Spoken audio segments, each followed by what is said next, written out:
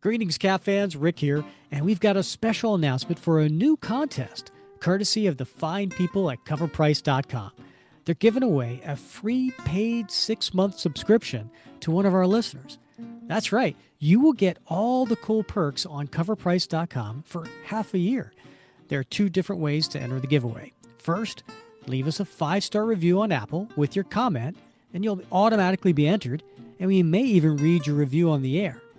Second, share one of our YouTube episodes on your social feed and send me a screenshot, either by PM or email me at capcomicfans@gmail.com. So, two easy ways, and either one gets you an entry into the giveaway. Or do both and get 2 entries. Details in the show notes and on our Facebook page. Good luck.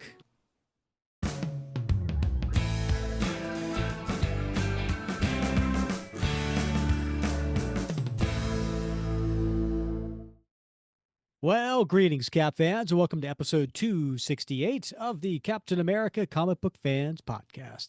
I'm your host, Rick Verbanis, and as always, I've got the best gosh darn co-host out there. You know his name. It's Bob Lucius. Oh, Bob. You can't judge an apple by looking at a tree. You can't judge honey by looking at a bee. You can't judge a daughter by looking at the mother. And you can't judge a book by looking at the cover. Oh, can't you see? Oh, you must judge me. I look like a farmer, but I'm a lover. Can't judge a book by looking at the cover. It's often a poetry jam around here, Rick. You are a man of wisdom, but I don't know that song.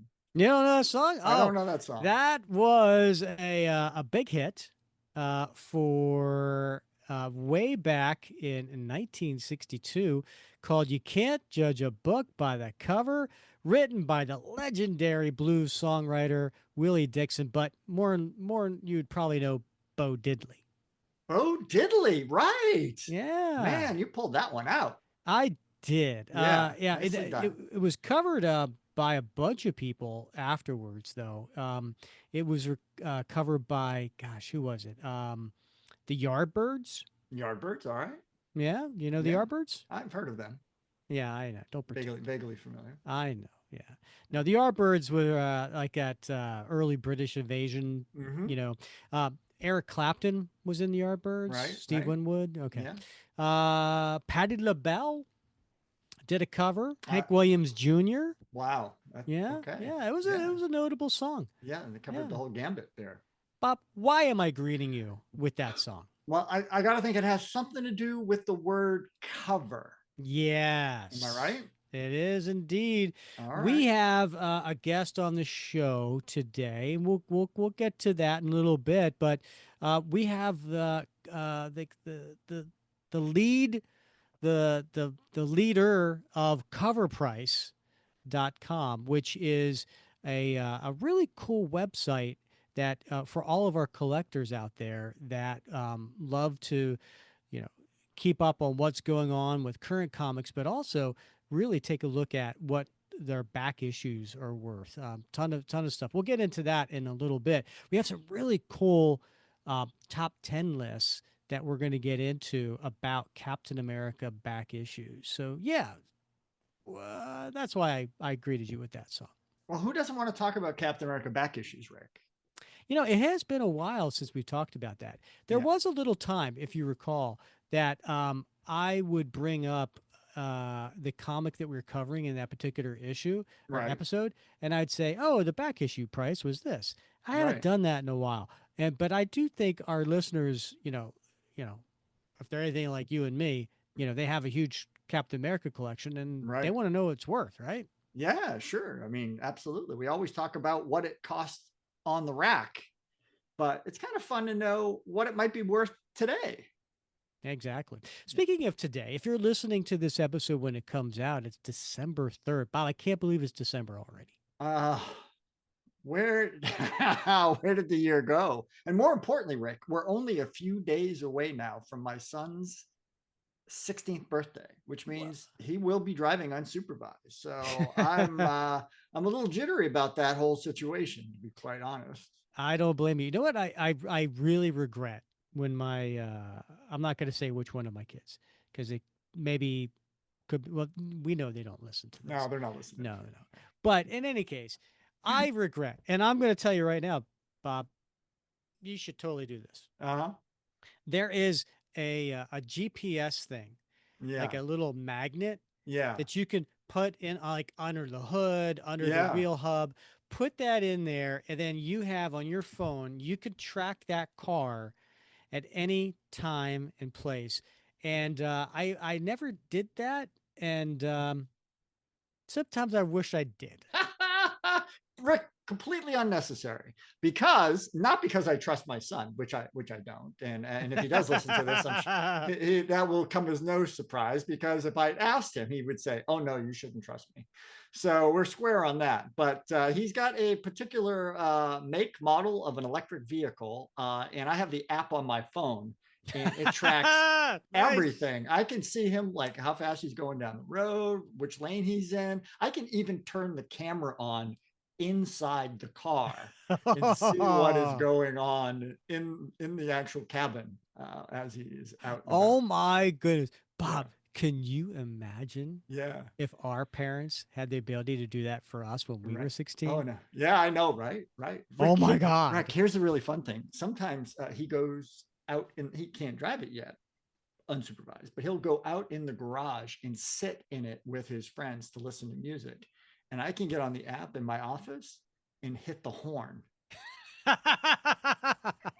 And not only that, I can make the fart sounds from my app inside the car because it has a fart sound horn. So I mean, it's a brave new world, Rick. So yeah, Oh my goodness. Where yeah, was that when when my kids were a little younger? Oh my I know, goodness. right? I can't wait for that first date night. Well, happy early Yeah, birthday to yeah. Bobby.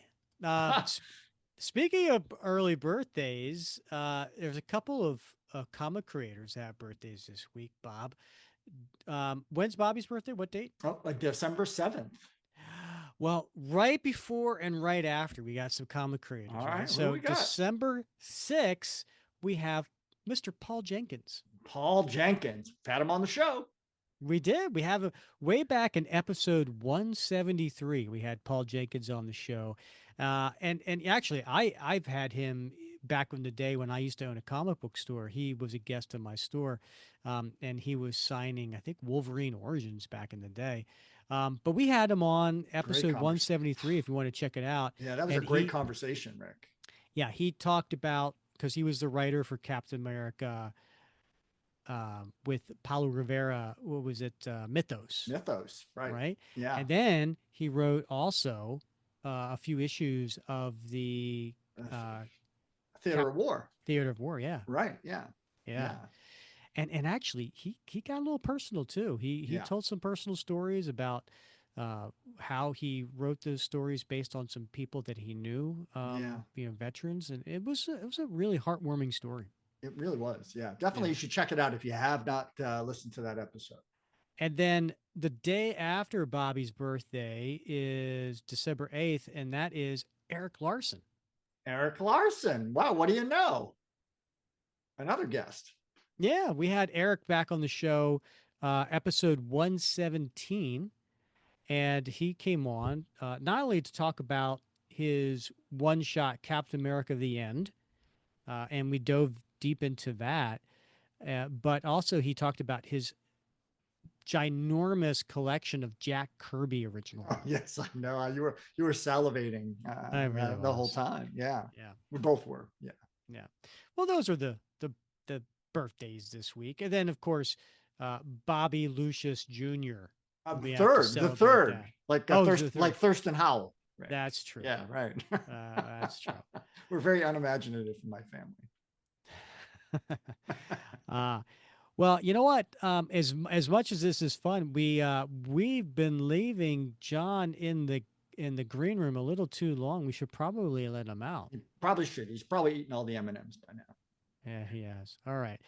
All right. Well, the guest that we have today on our show is John Shalinas, who is the lead on CoverPrice.com, and we had him on. We have him on the show to kind of talk about back issues of Captain America. John, welcome to the show. Thank you. There's no, I requested only green M&Ms back here, and you put them all back here. So this is Yeah, outrageous. I know. I'm But it's sorry You okay. about can't that. trust us. Yeah, Yeah, you yeah. can't It's trust okay. us. Simple They all taste instructions. We're the not same. good at that. You do you know the John Bon Jovi Brown M&M story? Is that where you got that from? I didn't know it was Bon Jovi, but I heard like some artists like request people take out all and they only want one color and all that Yeah. stuff. Yeah. I think it's a old wives' tale. I think it's like, I think it's just some sort of urban legend out there, and like everybody has a different artist. Like I heard John Bon Jovi, you maybe heard Patti LaBelle. I don't know, and it's green, brown. I don't know, but it's a cool story nonetheless. Yes. Yeah. I don't think they taste different. I maybe it's all subconscious. It's a Well, I'm just psychological. telling you right now, if I ever become rich and powerful and famous, I'm doing it. It's a So power move. Yeah, you yeah, got it it. really Yeah. is. Yeah. All right. Well, you at least got the famous down, Bob. Oh, well, yeah, that's right. Yes. All right. Before we get in, John, we are known for going on tangents in this show, so I have to go on a little bit of a tangent. The whole purpose, yes, they do taste the same. The whole purpose of the artist requesting a certain color was that when they come into their dressing room, the first thing they do is they look at the M&Ms, and if they see that color, they know that any other requests are probably suspect. But if Mm. they see that they honored and they pulled out, because it's meticulous to pull out a particular color, right? Like you actually have to go through some effort to do that. And if they see that, then they know, okay, these people are going to, treat me right.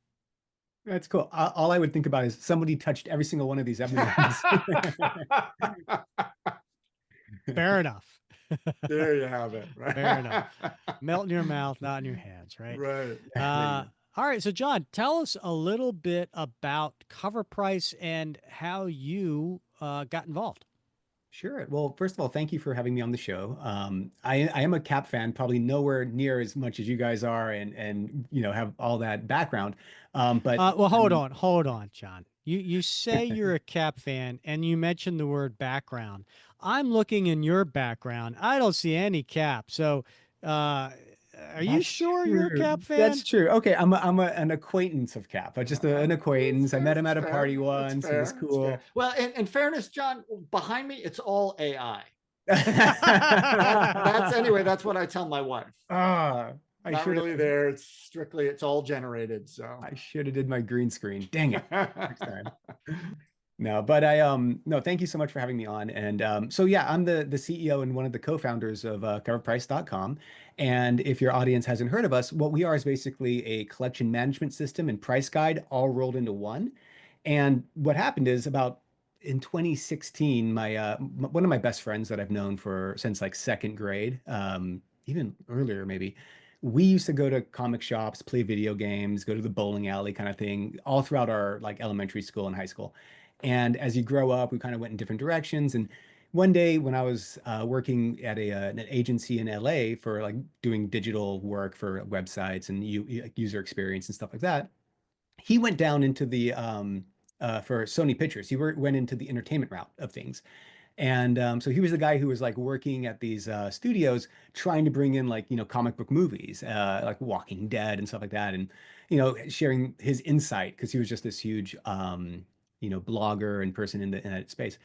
And he came over one day to play video games, and he said, that NYX #3 that you have, the first appearance of Laura Kinney, from Wolverine, his clone, Mhm. it's worth like $1,000.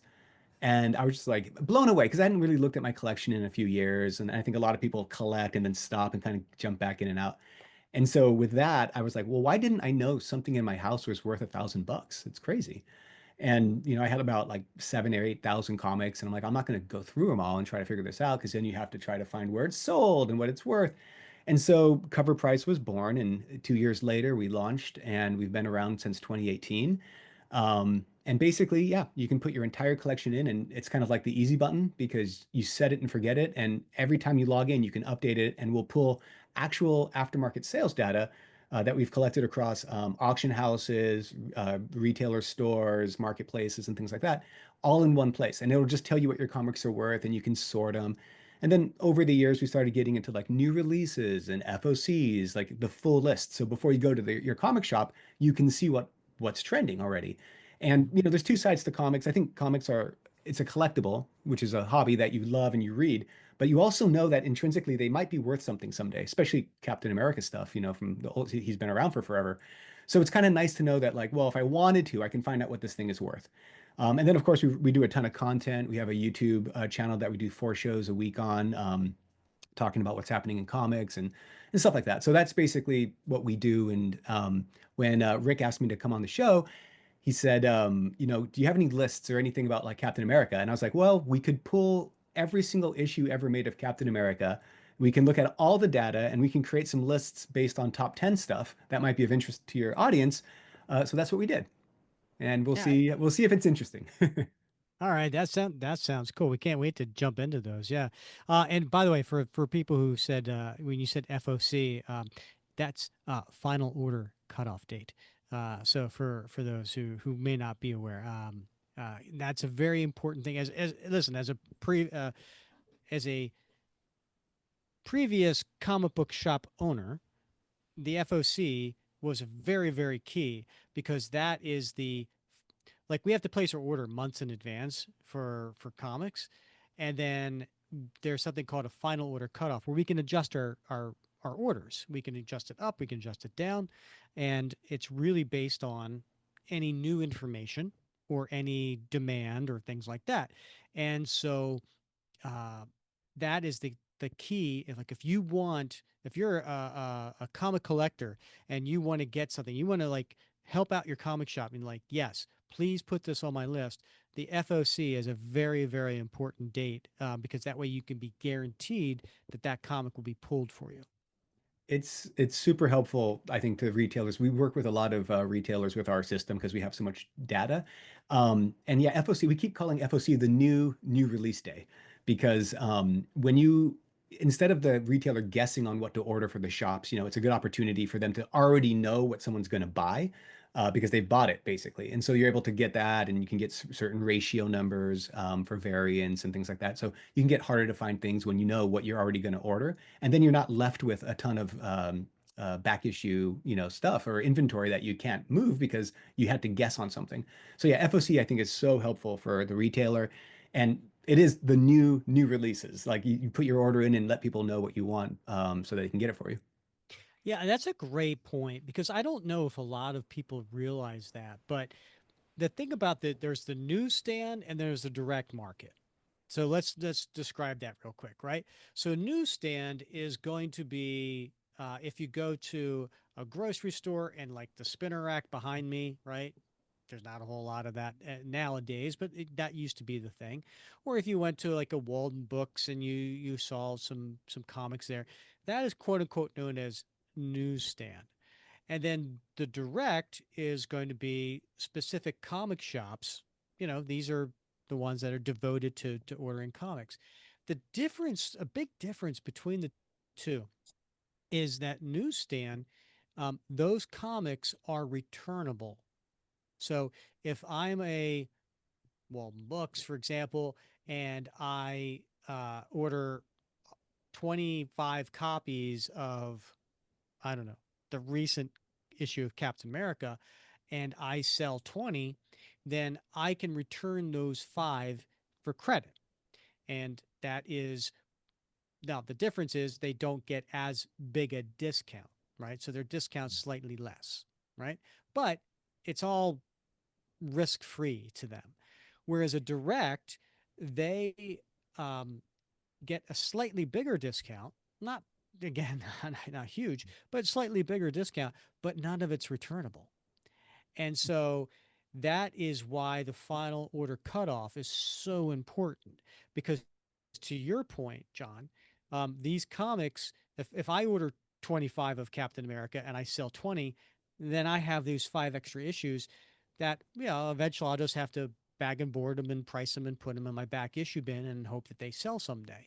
And that may not sound so bad, but if you buy 100 copies of something and you're stuck with 20, that could be an issue, right? And you do that for the 100 different comics that come out that week, right? Then it could be an issue. So the final order cutoff is really, really important, because direct dealers don't have that ability to return. So it really helps them out. What's interesting is I always thought that the direct to the retailer comics would be worth more back in the 90s and stuff when we started collecting, because it had the cool little character box. Mhm. I think there's a name for it, like a shadow box or something, where you'd see Spider-Man instead of the barcode kind of thing, and you'd see, stuff like they'd use that space in different ways. And I always thought those would be worth more because they were like, I'm the fan. And so I went. But it turns out, looking at aftermarket sales for the last 100 years of comics, newsstands, there's so many like different reasons why a comic becomes important. And a lot of times it's condition and rarity, right? It could be the exact same comic. And it's so funny. We've seen stuff where the newsstand sells for a lot more in the aftermarket, decades after it came out, because it was in a newsstand, a news rack or a spinner that would typically ruin the condition of a comic. Yes. It was something that, you'd find at like Target, Walgreens, Walmart kind of thing, or whatever. And you'd a lot of people weren't collectors. And so back in the day, you go then out like 50 years, or even, 40 years, and you're not going to find a newsstand comic in a high condition. So as you guys know, each comic book, there's so many different little variations of a comic book cover that make it valuable. And it's frustrating at times because it might be just that barcode that makes it worth more. Or it might be the Right. price variant. They did price variant stuff in Yeah, the Canada and like 35-cent right. versus the 30-cent. Yeah. Yeah. Yeah, and they were testing out new markets. There's the Whitman Mhm. variants. There's the Yep. Mark Jeweler variants, which are crazy cool stories. So it's like I always tell my co-founder Matt, like we would never have gotten into this had we known how many different variations and gradations of like valuation there is on a comic book, because it is incredibly complex and nuanced for every single one. And there's no, some people out there like try to create a systematic kind of algorithm to be like, if it's in this grade, it's worth, 10 times as much. But it's all supply, it's all demand, it's all Mhm. like nuance. So it's really impossible to do something so abstract without knowing the history of a comic and knowing what the grade of the comic is and all those different things. But it's fun. Yeah. It's fun to know that like such little things can impact the grade like by thousands of dollars. Yeah, it really is. You bring up excellent points. And for the collectors out there. And yeah, and when it comes to newsstand, right? I listen, as somebody who used to own a comic book store, I I was a comic book collector before I was a store owner. And Mhm. so to me, when I had my store, it was like, here's all my collection out there for the world to look at.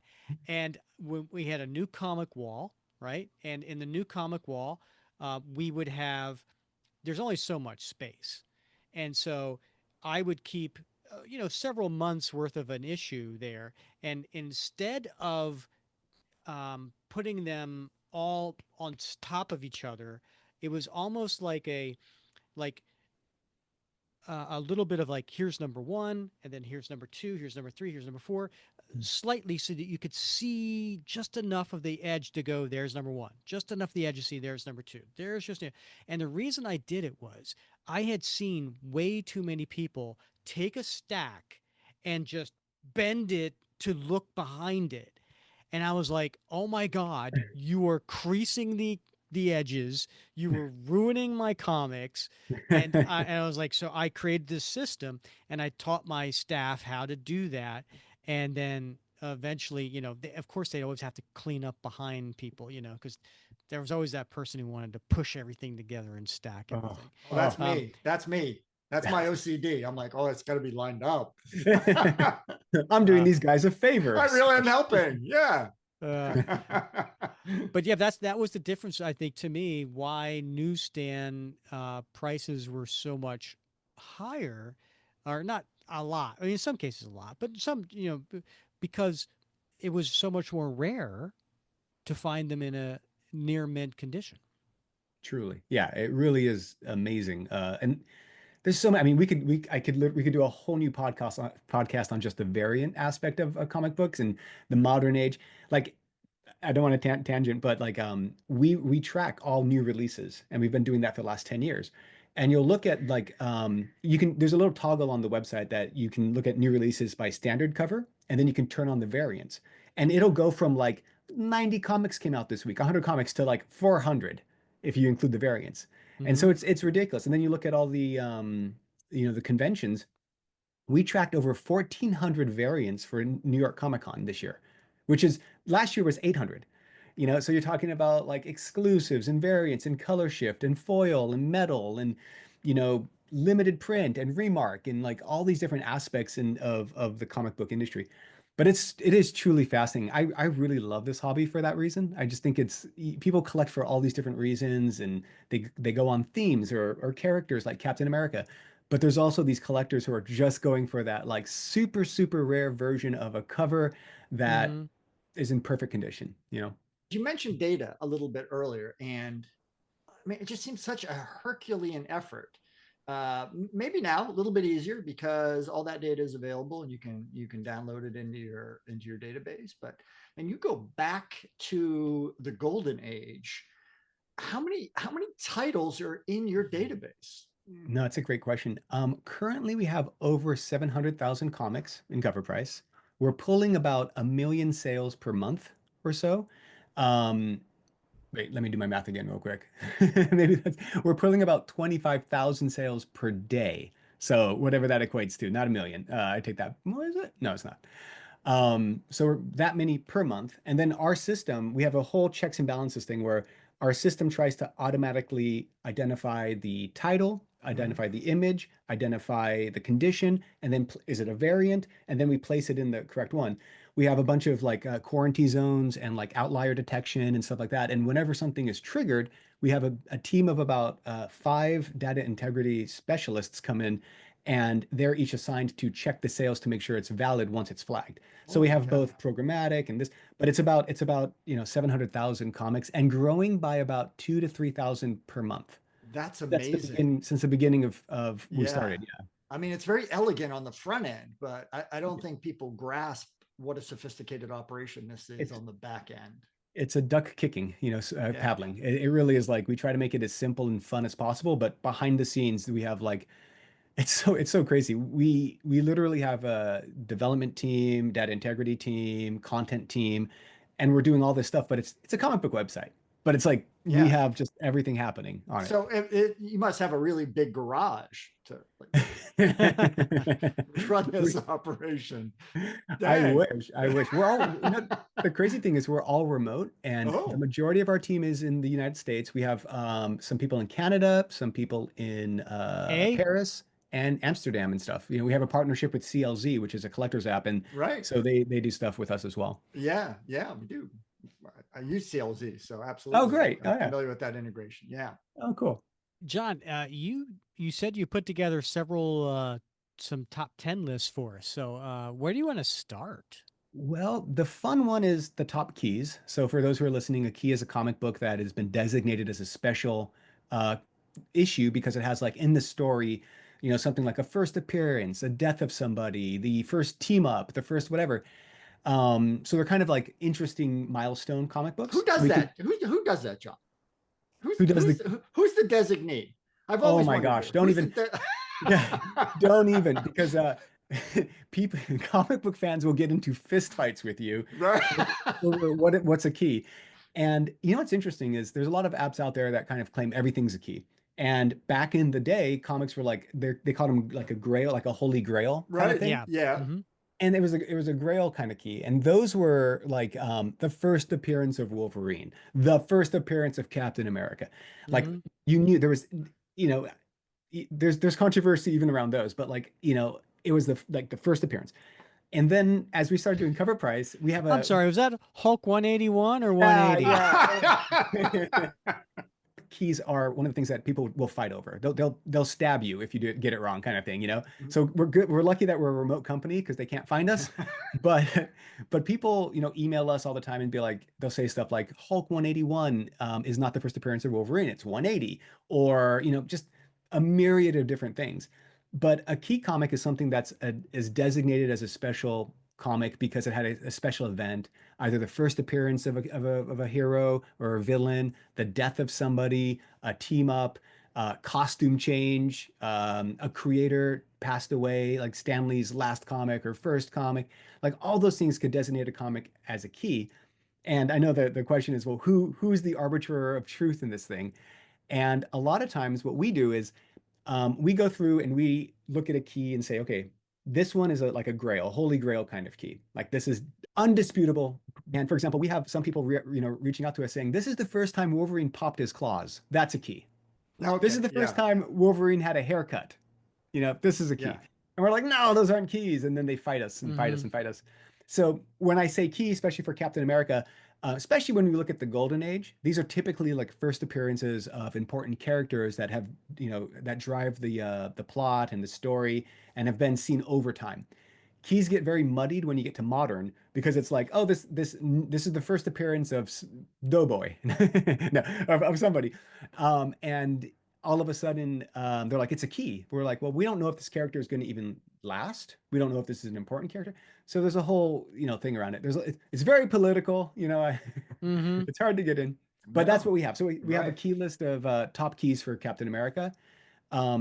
We could do top variants, which are, you have a standard cover, and then typically you have the exact same story, but different cover art, which creates different variants, which have different print runs. I do love variants. Yeah, I do too. I like variants a lot. A lot of people, again, another big controversy in this space. It is very, very controversial. Yeah.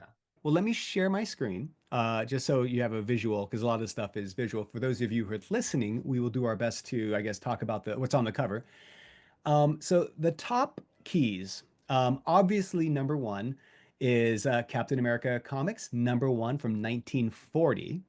This is the first appearance of Captain America and Bucky. It's the first appearance of the Red Skull, and it's classically kind of known as the Hitler cover. On it, you see Captain America, Mr. Adolf right in the face, which is like just classic, right? Classic Captain America. He comes onto the scene fighting Nazis.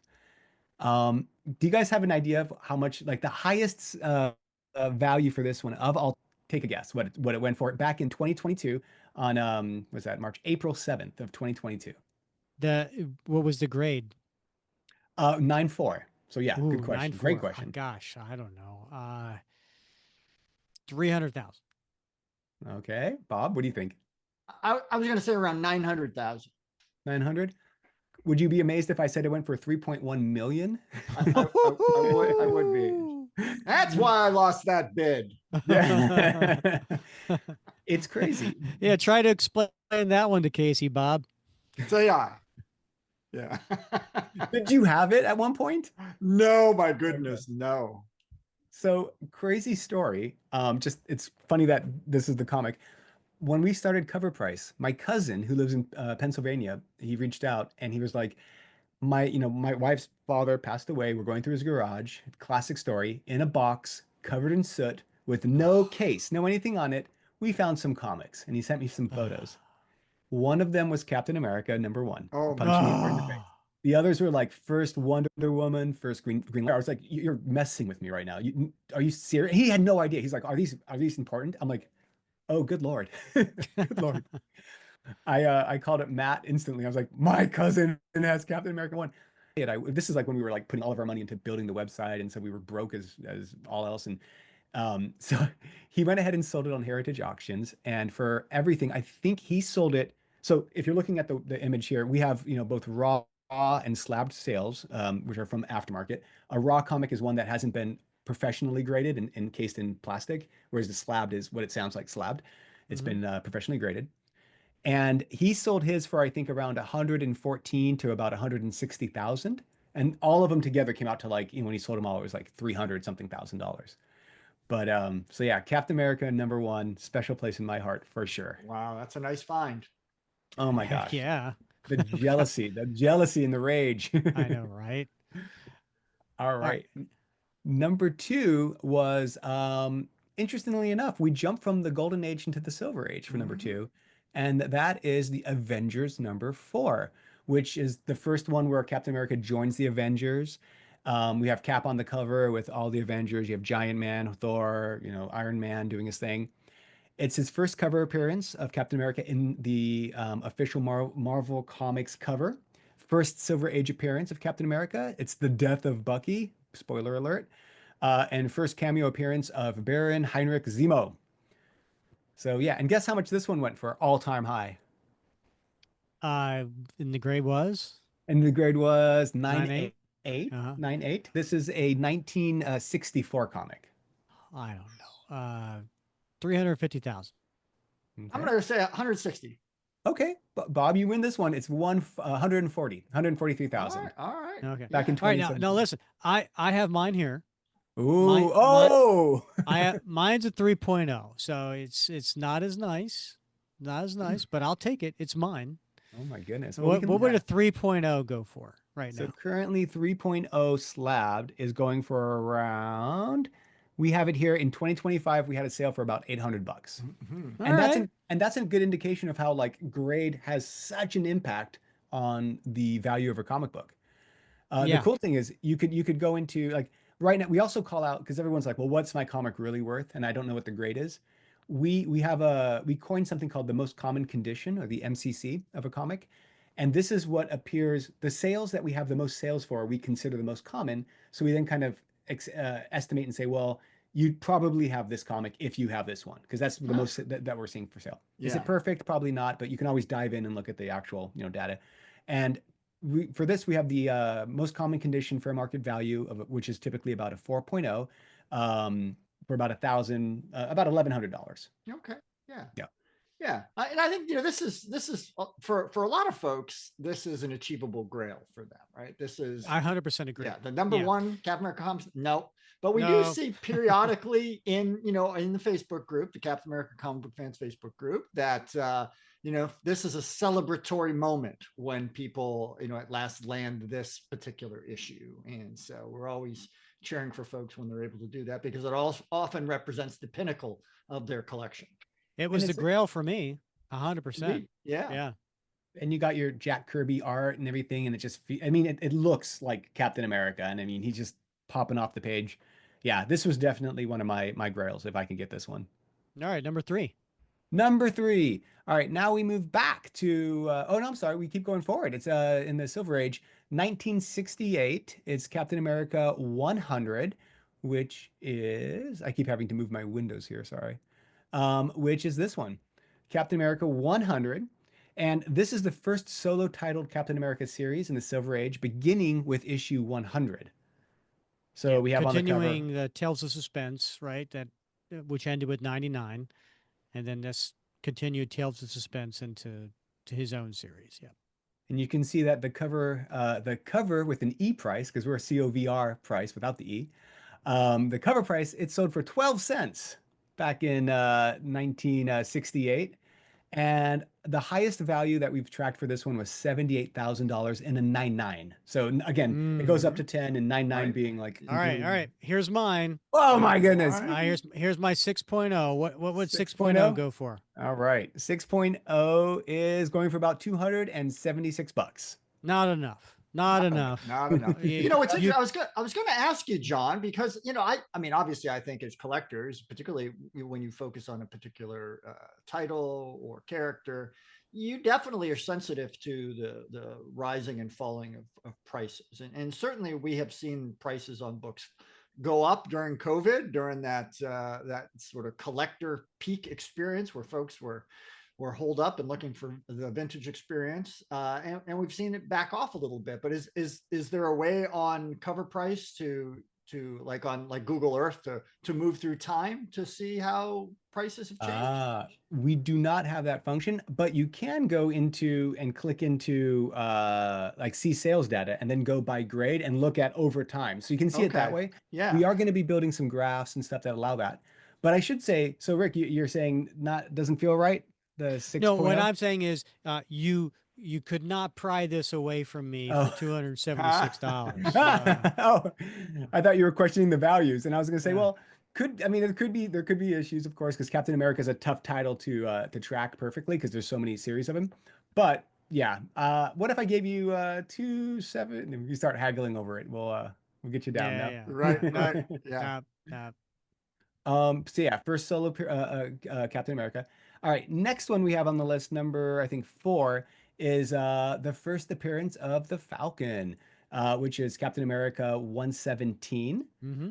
and that one is classic cover as well. Vibrant colors. You see Sam Wilson with a hawk on his arm. I forget his hawk's name. Like it's actually, do we know Red his name? Wing. Red Wing. That's right. Mm-hmm. Red Wing on his arm, and he's facing up against Cap here. And that one went for all-time high of again for a 9.8 back in 2022, went for $78,000. But now you're looking at a typical price between 319 to 116. All right, hold on now. There it I got is. I got a 4.5. What's that go for? 4.5 is about 150 bucks. I And don't we think so. So- No. we tracked- no, So no, I'm like keeping here's it. I'm keeping it. a perfect example of a book that, and you know, I got to tell you, I am guilty as charged of following your weekly top tens and watching how, you know, the books that are tracking, or I guess, well, how do you you know, the ones that are trending up and down. they're trending right up and down, and they're trending because, you know, there's some speculation fever, and I've fallen for that. I jump on that too, and it pushes books up, but books sometimes come back down, and we saw that with like this book when Falcon was introduced in the movies, and particularly when it was announced that he was going to have his own film. We saw those peaks. The interesting thing about comics is it's so tied to pop culture that you're absolutely right. When, especially with Marvel, which was what, like 2000 or 2008 or so, when Iron Man came out, right, the first one, Mhm. all of a sudden you start seeing speculation and flipping for comic books in a level that never really happened before. You start seeing Hollywood introduced into the space a bit more than it typically was, and more representation in the big screen, and then eventually streamers. And it was interesting because yeah, once you start seeing those characters, the demand for those books, and we track at Cover Price. We have a whole graph that we kind of have when we give talks on this. But you'll see like the first announcement of like nowadays, right? Mhm. After it was established that this actually moves the price of a comic book, you see the announcement of a comic and you see a spike. And then you see like casting information and a spike. And then it kind of hovers and it goes down. And then the release, and there's perfect times to like sell your comic if you're trying to ride that fame wave, we call it. Right. But it's funny because there's different categories. That's for like announcements for movies and stuff like that. Like with Shang-Chi, you know, when that first came Right. out, Yeah. the book wasn't really. It was a key, but it wasn't really in demand. And all of a sudden, when it got a treatment as a movie, and it was done so well, like it exploded, right? And then it Yeah. fell back down. But it always falls higher than it was initially. That little Okay. bump always does Yeah. support it. Oh, But if you interesting. time it right and you use like a Right. set like ours, you know, you can actually see when it's at its peak and kind of like hopefully if you're going to sell it. I don't know if Rick will ever sell anything though, so he won't. He No, won't no, use. we're not No, sellers. no, We're no. not sellers. But it is, you know, it is. You got to have, you know, the level of attention of a day trader. If you're going to make money, and you know, it's speculation. But for collectors like us, you know, it's important to keep that in mind. That Yeah. if you wait long enough, you're probably going to get a good deal again. At some You know, point. one thing we are going to add to the site, probably in the early of Q1 of next year, is we're right now doing this huge database restructuring that it's going to give us a lot more ability to allow our users to filter the data by whatever they want. And one thing that I think is really important is character-driven filtering. So this, like, to create these lists, I had to have my developer like pull all the data. And now we went through a spreadsheet. But very shortly, anyone will be able to come to the site, type in Captain America, and just see everything: story arcs, highest values based on era, variant information, print run information if we have it. You know, connecting to like interviews with creators, like all that stuff's going to happen probably Q1, Q2 of next year. And I think it'll be very fun because a lot of collecting is character driven. So yeah, so that's coming soon. Oh my God, Rick and I are going to look like the Thinker. Right? Yeah. Yeah, you'll be unstoppable. It's crazy. The power. So, number 5 on our list is Sergeant Fury and his Howling Commandos, number 13. So Oh, this is the first meeting of Captain America and Sergeant Fury. This one looks like this. Beautiful cover, of course. A lot of yellow, and I love the primary colors of this age of comics. And I know Rick just went to go get it. Look He at it. did. He did. He has it. Oh, you mean this one? Oh, oh, that one. Yeah, I don't have this one graded. what's it feel like? Um, I'm gonna go with probably very very good fine. Okay. So here's a good perfect example. On the website, you can go and see the raw comic. So instead of because the raw side of the business is people subjectively grading it. It's not like quote unquote professional, grader and slabbing and all that stuff. So what we did is we created raw buckets to account for that variability because you might be a grade off, up or down. And so this gives you kind of a sense of if you're in the very good ballpark, this is what those are selling for. So very good fine is between 3.0 and a 4.5, going raw about $96. But the cool thing is, if you look over here, like sometimes there's books that are called a gap book, and that's when you buy it for maybe $10 raw, but if you get it graded and it's a high grade, that book might be worth like $200 or $300. And so it's a gap that it's like almost worth it because then you just know the value's increased because of that grade jump. And it's weird because, we have a whole talk on the internet. The aftermarket was saved by eBay and companies like when eBay first came out, and I think that was in 2000. The aftermarket, there was the big comic book bust, after like the death of Superman and all that stuff. And eBay for the first time was allowing aftermarket transactions, but people didn't feel comfortable because they're like, well, grade impacts the value of a comic so drastically. I'm trusting that you're saying that this is a 9.9 or a 10.0, when in reality it's probably like a 9.4 or 9.5 or a 9.0. And the slabbed company, the grading companies came out and said, we'll verify that. And they were doing, of course, baseball cards and other collectibles and happened to be comic books. But it really did provide a level of authenticity and legitimacy to that grade and created a sense of trust where now we just trust that it's working correctly, in the aftermarket people all the time. So anyway, that's a lot to say that it's about a 96, but this doesn't seem to be a gap book because you're still looking at about 127 graded. Got it. Wow. Cool. Seems low, but you're pulling from lots of different sales from a lot of different platforms and retailers and Well, if you Yeah, and I think that's a great point, right? So, when I had my store, my comic book store, and people would come in and it was almost like a daily thing, right? Like, well, how much is my collection worth? How much are these comics worth? Yeah. And I would tell them, well, just go onto eBay, go underneath past sales, and do a search for that. But here's the thing: grade makes all the difference, right? Like you think this is an excellent shape, but really what it might be is in midland shape, right? So um, this service that you provide is fantastic because it's not a guide, it's a actual sales, right? And the thing that I always used to tell people, well, because they would say, well, the price guide says it's worth this much. And I would say, well, it's a guide, number one. And number two, a collectible is only worth as much as somebody's willing to pay for it. And, For sure. that's why going to past sales is really, really important because that's what is showing is what people are willing to pay for it. And that's a really cool feature here. Well, to that point, like, yeah, it's interesting. So, like, so by the way, this one in a 9.8 went for about $11,000 in 2018. But check this out. So if I go to my collection on Cover Price, I can see all of my comics. I just put in about 400 here. I have more. I have more. Don't tell my wife. But so this is 465, worth about $11,000 collection. I can go ahead and sort and look at what the highest valued comic that I have is worth. And it'll just filter my whole collection for me and tell me like Invincible right now because Bob, like what you were saying, because of the TV show and the popularity, you got Invincible, Spider, all these kind of things. Um, but yeah, what I always say is like, even though Cover Price is saying that your comics are worth $11,000, this is if the cool thing about Cover Price is you can go in, I can click on this and say I have a raw 9.6. I can choose any of the grades and we'll pull actual sales data on that grade, but it's always a starting point.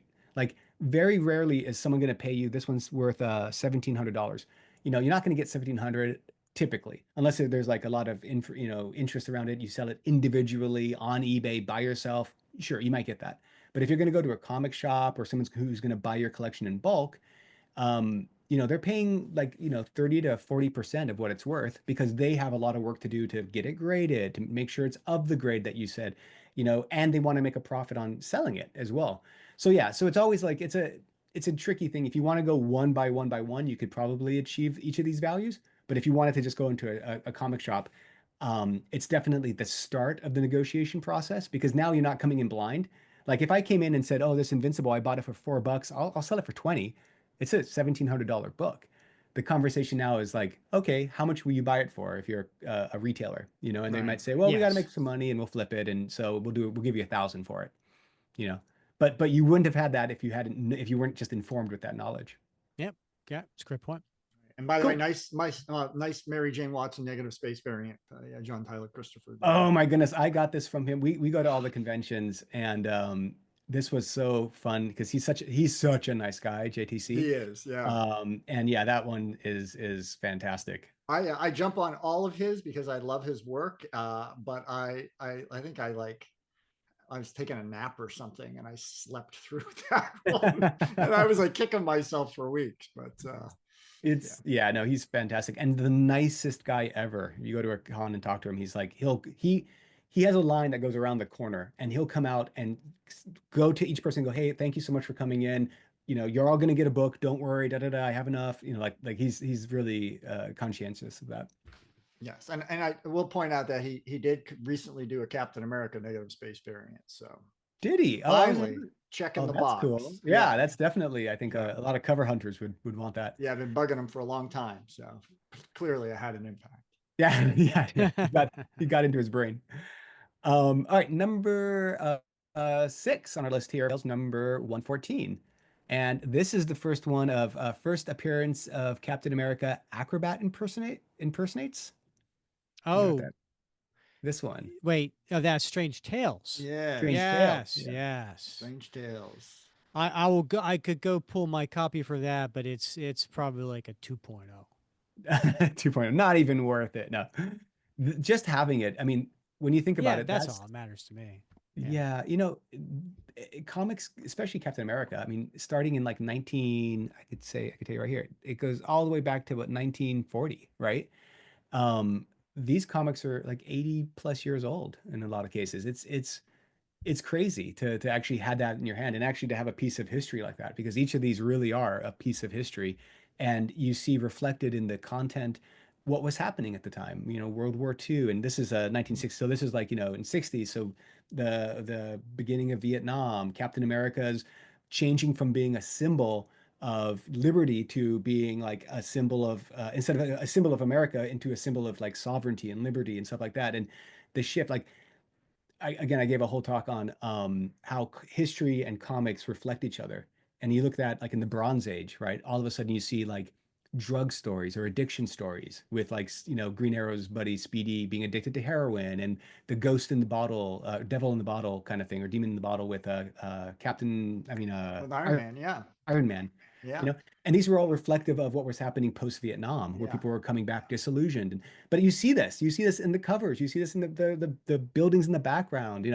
It's fascinating to me. Like it really is a snippet of history that you get to that you read, and it connects you. It connects you to Americana. Right. Yeah. I love that about particularly the older books. And I love my slab books. Don't get me wrong, but you're right. Holding a 60, 70-year-old, 80-year-old book in your hand and realizing that some kid had this in his hand, while the world was very different around them than we're experiencing today. There's something magical about that. Right. Not only that, and I'm sure you probably covered this, but like in the Golden Age, right, with World War II, there was a paper shortage. So people were shredding these comics to have paper for packing missiles and stuff like that. So very few of these survived. It's like the to have one is literally like, I don't even know, like 1 in 1,000, maybe less. Like it's so rare to have these old comics, especially at a higher grade, because it went through so much life, during that time. Right. Yeah.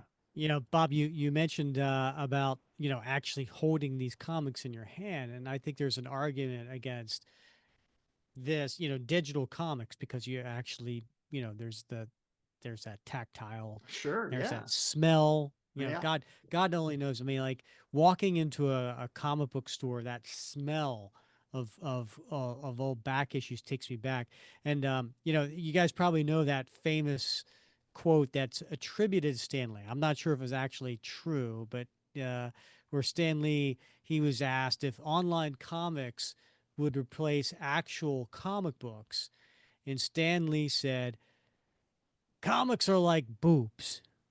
They look great on a computer, but I'd rather hold one in my hand." Oh my goodness. Stand the But I man.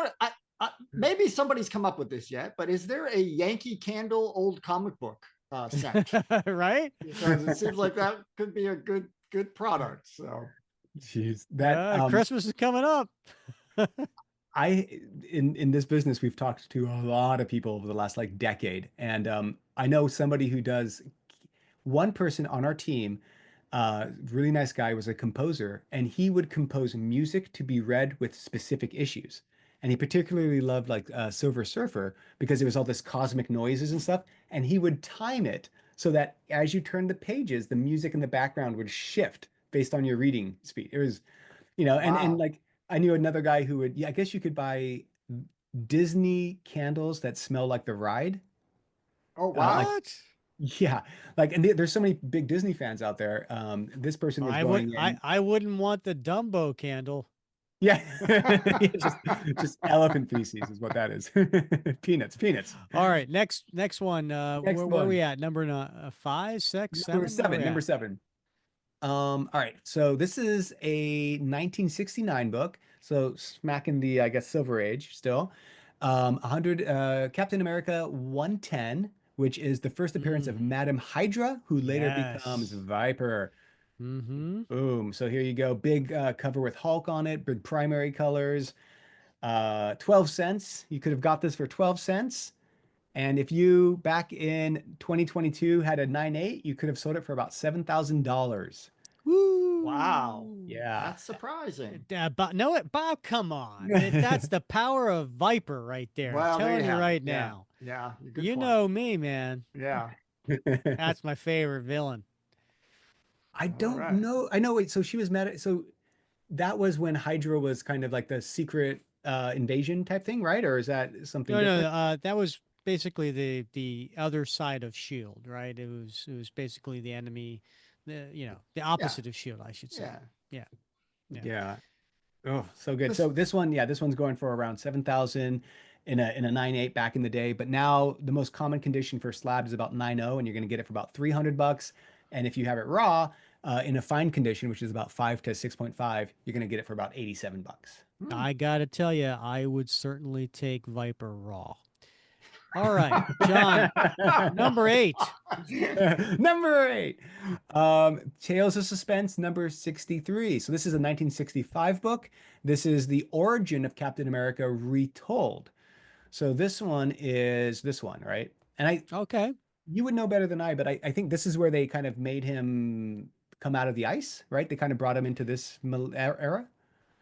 Uh, yeah. Maybe. Actually, we did the Bob did a top 10 origins of Captain America, and this was definitely on there, Bob. Yeah. Well, I mean, obviously he came out of the ice in Avengers #4, but I do think this one, it was the retelling of his origin story for a new generation. So unless you went back to, the 1950s Cap books, the Commie Smasher books, where they briefly retold the origin, or Captain America Comics #1. I mean, But Bob, this. was this the one that showed the serum? Well, they went to the test tube, I think, Yeah, in this one. right. So they didn't do the In injection. Captain America #1, they had the injection, Yeah, but because this was during the Comics Code Authority, they showed him taking the serum instead. that's correct. Yes. Okay.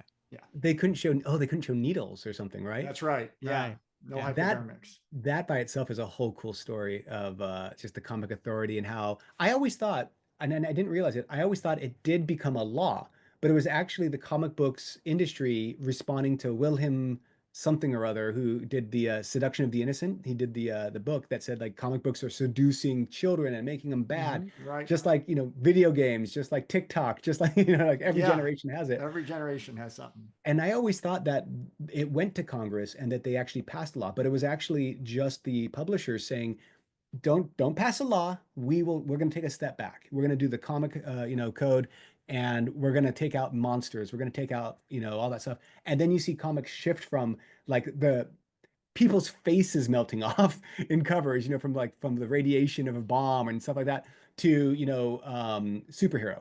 That was Right. really Yeah. the genesis of that. But I always thought it was a law, but it was actually just an agreement among publishers. And then eventually they tested the boundaries in the Bronze Age and a little bit earlier, and it disappeared.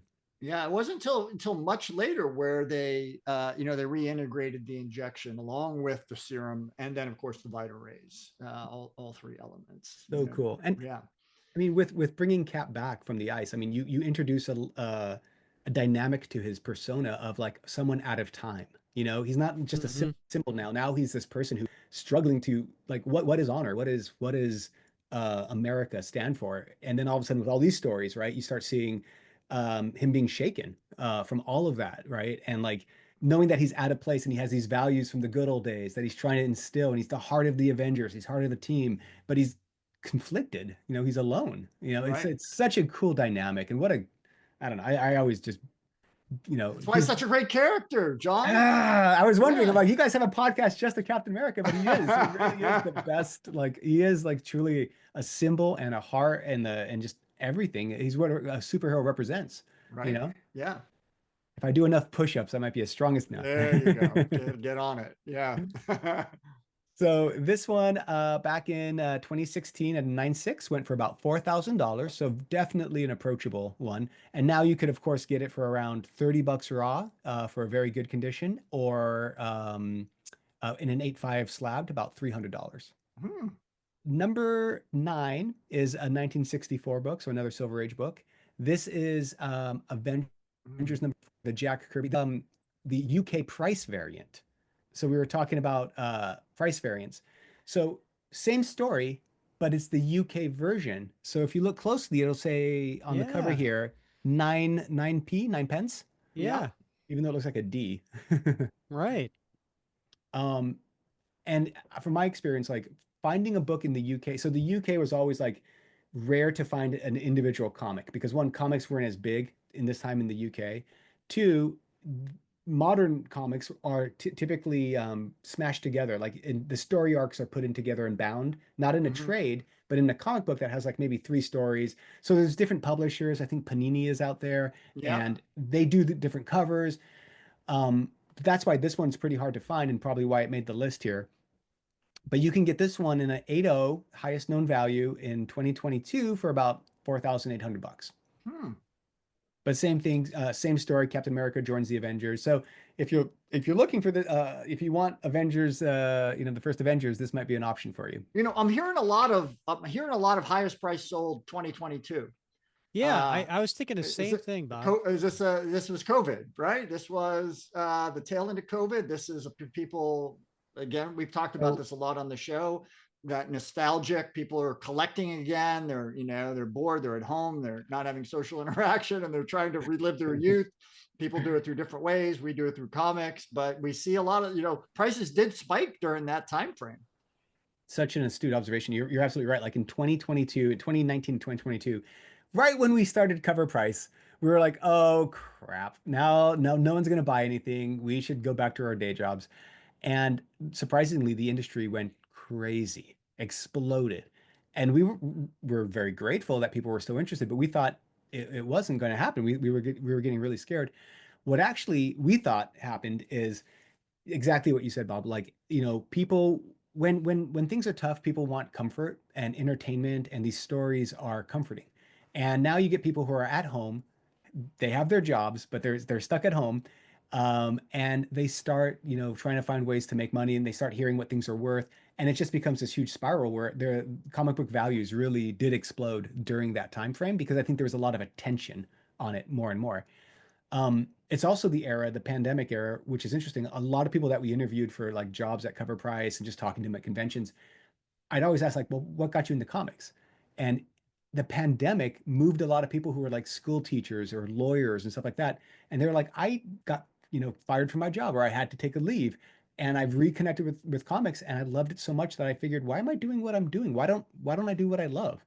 And it really was crazy. It was like an exodus of like professional skills and brought into comics.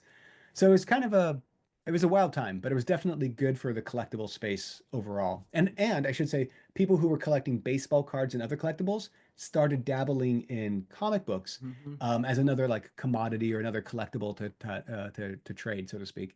So yeah, it really bumped up prices and things went crazy. Yeah, well, and Rick will tell you that he started the Facebook group that we're all affiliated with now during that time as a way for people to come together and have some comfort, some solidarity at that time. And the podcast grew out of that. So that whole movement really impacted folks in many different ways, but in many ways positively.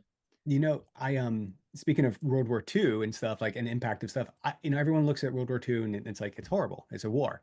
My dad was from Lithuania, which is one of the Baltic states, right? And so it was occupied by Russia. Then the Nazis came and took over the country. And then the Allied forces came in and liberated it. And there was a window of time that people in that area, the Baltic states and Poland and stuff like, were able to get out. Maybe Poland was never involved, but the Baltic states and stuff, they were able to get out.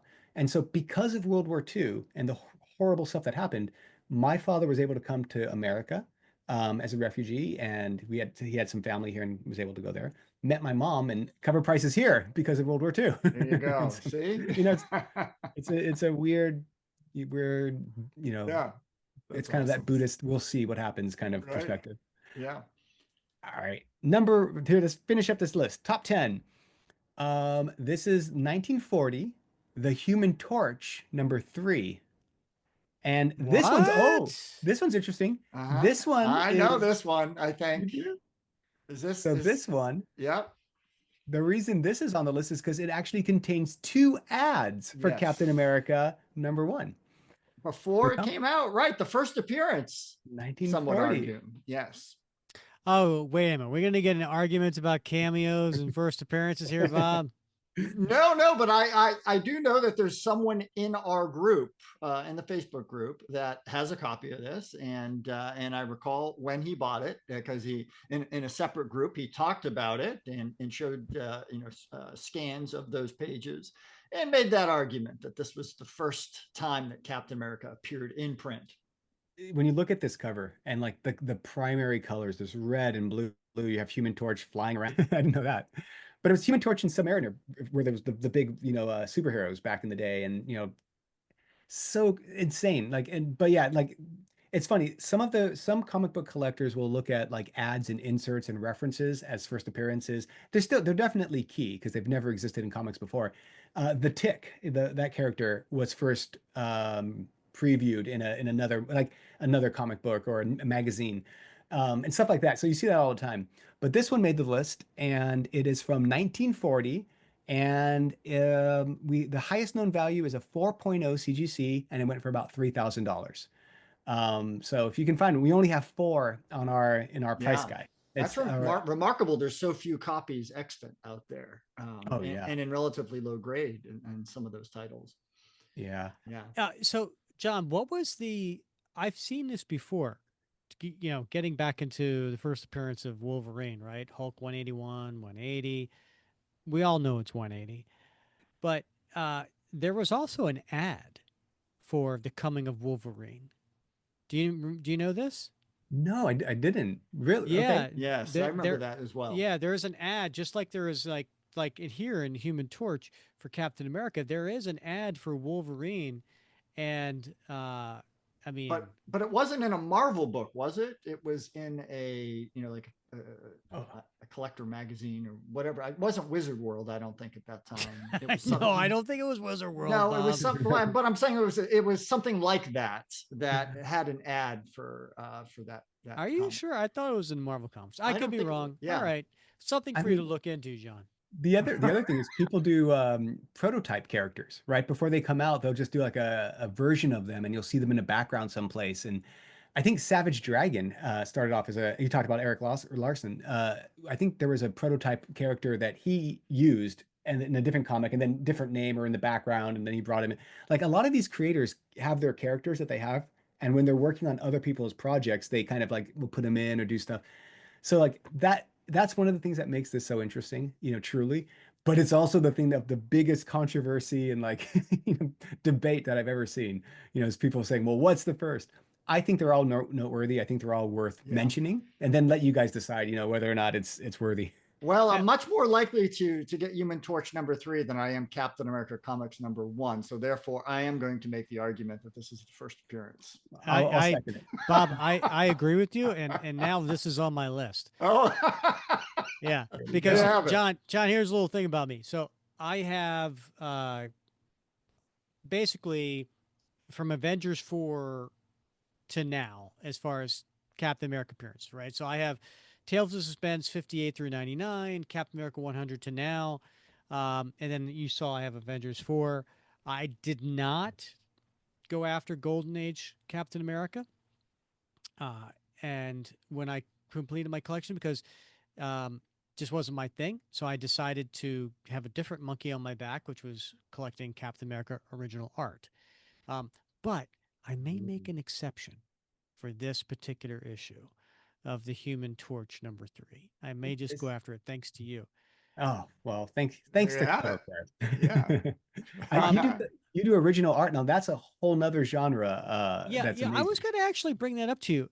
You know what does not exist is an original art price guide.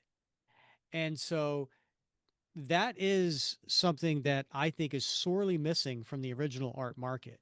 Right now, the best thing that we have is similar to eBay, where we can go on to a heritage auction or other auction houses and look up what they went for and say, okay, well, this page from this comic went for X. So this page is pretty similar. It should be in the same price range, right?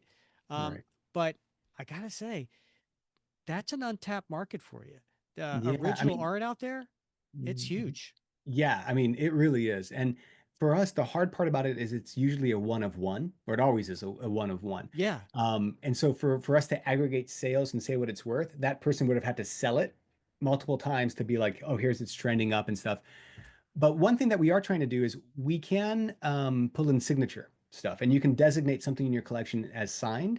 And eventually we're going to say like, oh, you're at Human Torch #3. Here's what we can't say, like, because some signature series stuff would be like, 3 or 4 different creators or an actor's signature. Like it's all over the world of what it could be.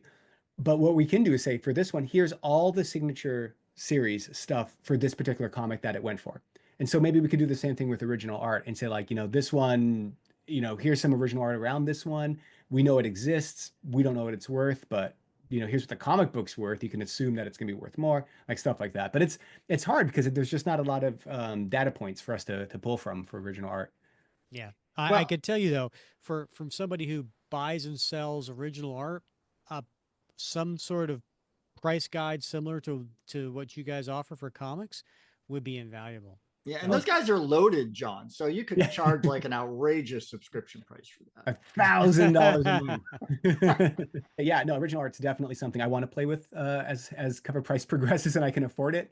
But it is amazing to actually hold and seeing the pen strokes and the inking and stuff like that. It's like it really is. If you are a fan of something, you can't get closer to the source than that.